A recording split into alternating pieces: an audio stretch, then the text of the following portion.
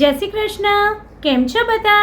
હું નિયતિ વ્યાસ આજના વિડીયોમાં બધાનું સ્વાગત કરું છું. આપણે છોલે ચણાની રેસીપી તો બધા બનાવતા હોઈએ છીએ, પણ આપણી છોલે મસાલાની રેસીપી બનાવીએ ત્યારે ક્યારેક પાણી થઈ જાય છે અને રસો ઘટ્ટ રહેતો નથી. તો આજે હું તમને એક સિક્રેટ ટિપ્સ અને ટ્રીક સાથે છોલે મસાલાની રેસીપી બનાવવાની છું. તો ચાલો જોઈએ આ છોલે મસાલાની રેસીપી બનાવવા માટે શું શું જોશે.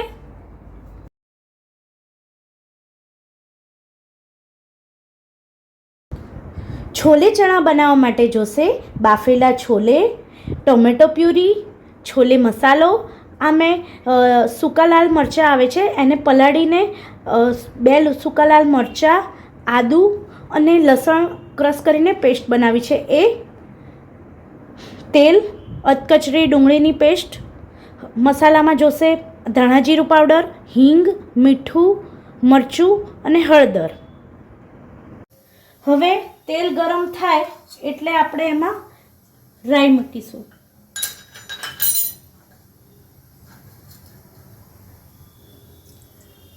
અમારા ઘરમાં બધાને રાઈનો વઘાર ભાવે છે, જીરાનો વઘાર ફાવતો નથી એટલે મેં રાઈનો યુઝ કર્યો છે.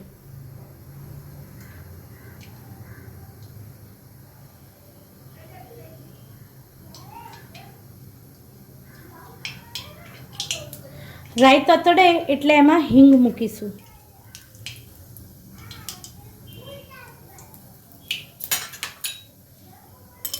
અને પછી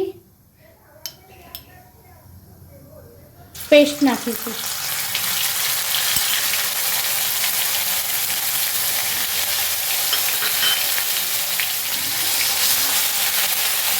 પેસ્ટ સતળાય એટલે એમાં ડુંગળી મૂકીશું.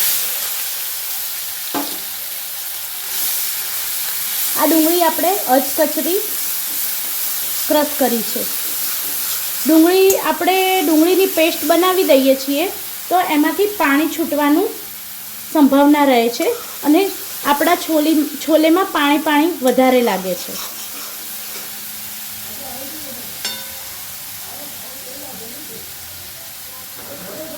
હવે ડુંગળી સતળાઈ ગઈ છે, એમાં ટમેટાની પેસ્ટ મૂકીશું.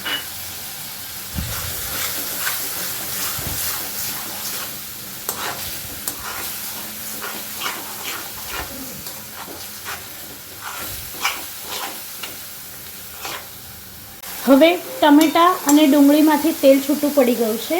આપણે બાકી રહેલા મસાલા નાખી દઈશું.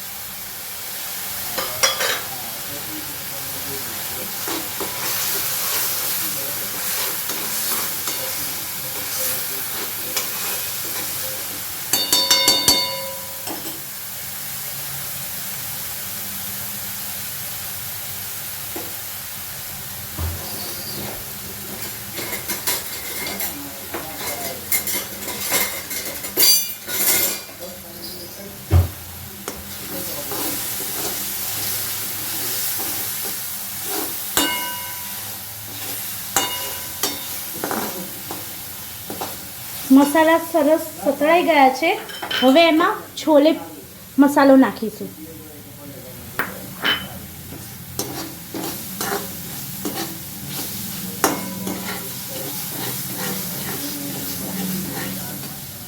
અને બાફેલા છોલે એડ કરીશું.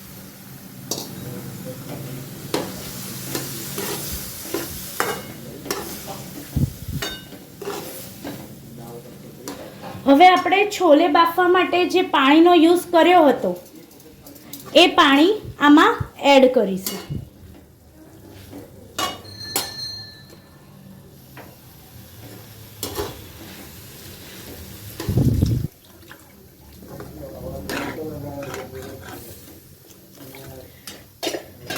આપણા છોલે પાણી થઈ જાય છે.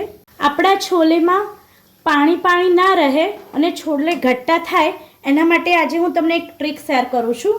મેં થોડા છોલે કાઢી લીધા હતા અને એને આવી રીતે હાથથી મેશ કરી લીધા છે. એ આપણે એમાં એડ કરીશું. તમે આવી રીતે છોલે કાં તો શેકેલો ચણાનો લોટ કે પછી બાફેલું બટેકું પણ આવી રીતે મેશ કરીને નાખી શકો છો. હવે આપણે છોલેને ઉકળવા દઈશું.